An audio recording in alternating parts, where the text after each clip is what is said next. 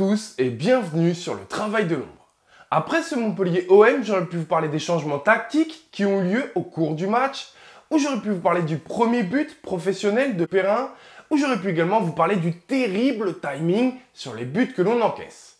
Mais j'ai choisi de m'attarder sur notre allant offensif. Jusqu'au dernier match de cette saison, il ne faudra jamais oublier cela. Pourquoi Sampaoli a-t-il pris la tête de cette équipe en cours de saison? Pour d'ores et déjà développer et inculquer aux joueurs sa philosophie de jeu. Des idées de jeu qui permettront, on l'espère, dès la saison prochaine, de coller au plus près de notre devise, droit au but. C'est un travail pour construire l'avenir et non pour avoir des résultats immédiats. Et on le sait, on le voit, le chantier est titanesque. Que ce soit d'un point de vue collectif, où les problèmes sont encore nombreux, où on fait encore preuve trop souvent d'un manque de mouvement, de vitesse, de changement de rythme, etc., etc. Que ce soit d'un point de vue individuel, je pense par exemple à Florian Thauvin, que je trouve en grande difficulté dès qu'on le sort de sa zone de confort. Je le trouve constamment à contretemps, dans un excès d'individualisme. Comme ici dans la construction du jeu, où le choix Payet était pourtant simple, clair.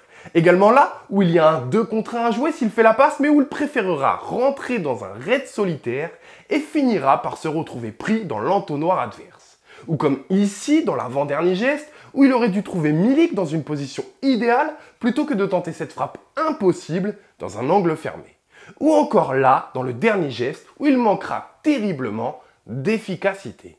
Alors évidemment, il n'y a pas que lui. Je pense aussi à Alvaro, beaucoup plus fort dans les paroles que dans les actes, à Caleta-Car, qui n'est plus que l'ombre de lui-même depuis son transfert avorté à Liverpool, ou encore à Benedetto, oui Benedetto, lui qui n'a pourtant joué que 5 minutes et qui a eu le temps de me rendre fou.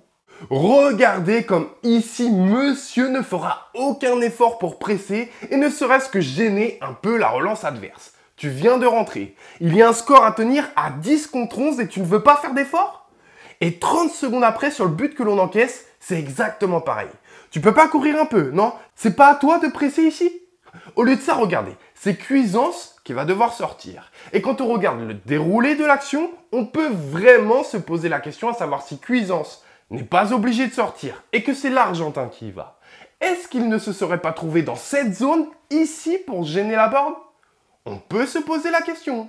Donc je le disais, le chantier est titanesque d'un point de vue collectif, d'un point de vue individuel, mais également d'un point de vue mental.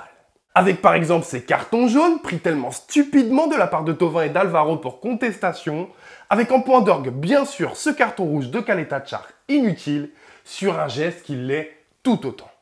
Mais n'est-ce pas ce que l'on souhaitait voir dans ces derniers matchs de la saison? Obtenir des réponses quant à la construction de la saison prochaine et évaluer au mieux la situation. Et ce qui me plaît, ce qui me rassure, c'est qu'en seulement 5 matchs à la tête de cette équipe, si les points négatifs sont encore nombreux, évidemment, des points positifs se dessinent et de manière très claire.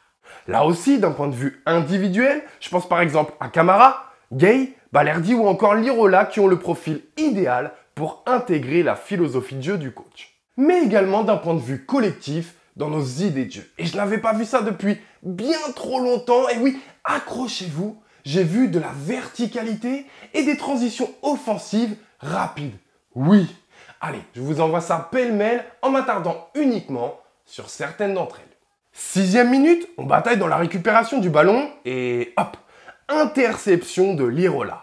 Et observez comment on se projette en nombre et comment l'espace de 2 passes, on parvient à se mettre en position de frappe. Ici, on est 1 minute plus tard.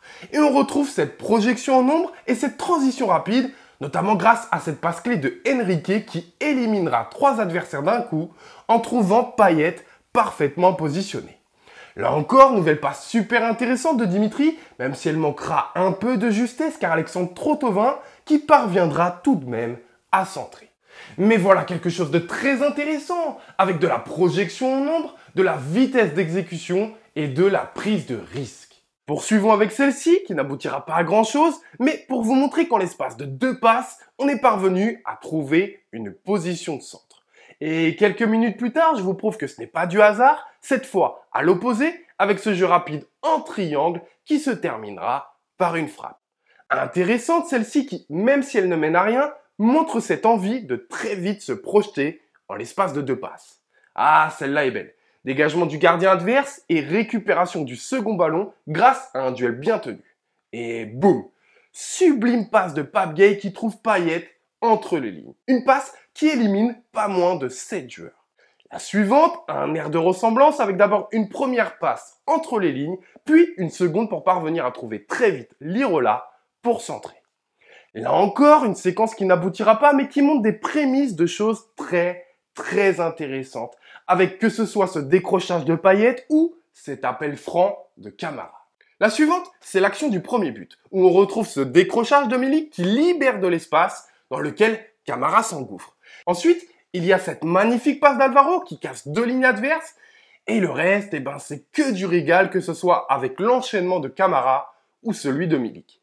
Poursuivons avec celle-ci quelques minutes plus tard, avec cette récupération haute de Balerdi qui va très vite rechercher notre attaquant. Et donc, en une seule passe, on va passer d'une récupération à une frappe. Là encore, récupération du second ballon et de suite, en 2 passes seulement, on parvient à lancer Enrique en profondeur. Il y a également, rappelez-vous, ce contre qui fait suite à ce coup franc montpelliérain où malheureusement Payet va rater la dernière passe mais où on va se projeter très rapidement et en nombre. Typiquement le genre d'action qu'on subissait mais qu'on ne réalisait jamais. Et puis à partir de là, intervient le carton rouge et on joue à 10. Et si moi je croyais, notamment depuis le passage d'un coach portugais, que lorsqu'on est réduit à 10, il est impossible d'attaquer, je suis tombé des nues. Parce qu'à la 75e, j'ai vu une relance rapide de Mandanda et un Lirola qui n'hésite pas à se projeter, ce qui va offrir de l'espace à Thauvin pour rentrer et effectuer sa spéciale qui ne passera pas loin. Et ça ne s'arrête pas là, puisque voici une séquence d'1 minute, oui, d'1 minute, où on va parvenir à se procurer 3 actions. Si cette séquence commence un peu comme ce qu'on avait l'habitude de voir, c'est-à-dire en reculant, ici, cette prise de risque et cette passe va faire toute la différence. Et nous permettre encore une fois, en 2 passes, de se procurer une situation très chaude. Et regardez, on est 5 dans la surface adverse. Un bloc équipe qui a accompagné le mouvement et qui nous permet donc cette récupération haute. Et encore une fois, boum!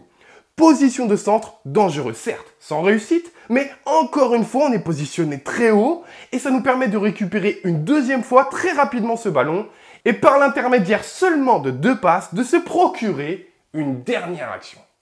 Donc oui, je le disais, il y a bien évidemment encore beaucoup de problèmes à régler, mais il y a également du positif qui se dessine et notamment un allant offensif retrouvé. C'est d'ailleurs intéressant de constater que déjà par 2 fois, en seulement 5 matchs sous Sampaoli, on est parvenu à marquer 3 buts dans le même match. Et puis, vous le sentez vous aussi, le retour des émotions? Ah, ça fait du bien.